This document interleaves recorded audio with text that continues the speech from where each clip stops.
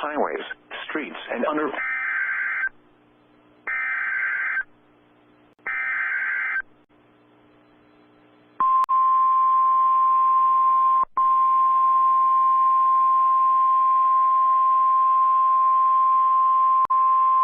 The National Weather Service in Norman has issued a severe thunderstorm warning for northeastern Custer County in western Oklahoma, southern Blaine County in northwestern Oklahoma, northwestern Canadian County in central Oklahoma, until 8:45 p.m. Central Daylight Time.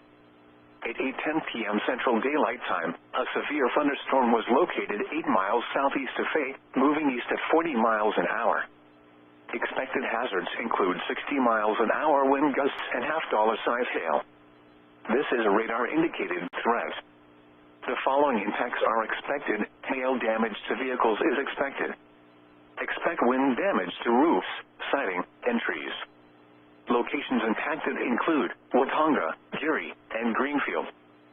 For your protection, move to an interior room on the lowest floor of a building. A tornado watch remains in effect for the warned area.